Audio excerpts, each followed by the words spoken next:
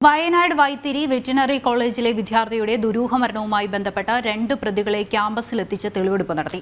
സിദ്ധാർത്ഥിനെ മർദ്ദനത്തിനിരയാക്കിയ കുന്നിൻ മുകളിൽ എത്തിച്ചാണ് തെളിവെടുപ്പ് നടത്തിയത്. രഹാൻ, ബിനോയ്, ആകാശ് എന്നീ പ്രതികളുമായാണ് പോലീസ് തെളിവെടുപ്പിനെത്തിയത്.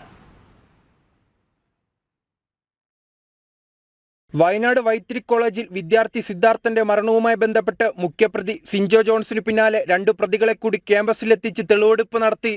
സിദ്ധാർത്ഥനെ ക്രൂരമായി മർദ്ദിച്ച ക്യാമ്പസിനുള്ളിലെ കുന്നിനു മുകളിൽ എത്തിച്ചായിരുന്നു തെളിവെടുപ്പ് നടത്തിയത്. റഹാൻ, ബിനോയ്, ആകാശ് എന്നീ പ്രതികളുമായാണ് പോലീസ് തെളിവെടുപ്പിനെത്തിയത്. സംഭവസ്ഥലത്ത് നിന്നും രക്തക്കറ കണ്ടെത്തി.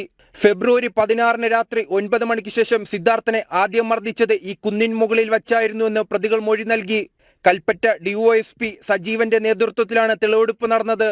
അതേസമയം കൂടുതൽ പ്രതികളെ സ്ഥലത്തെത്തിച്ച് വിശദമായ തെളിവെടുപ്പ് നടത്തുവാനാണ് പോലീസിന്റെ തീരുമാനം. ജനം, വയനാട്.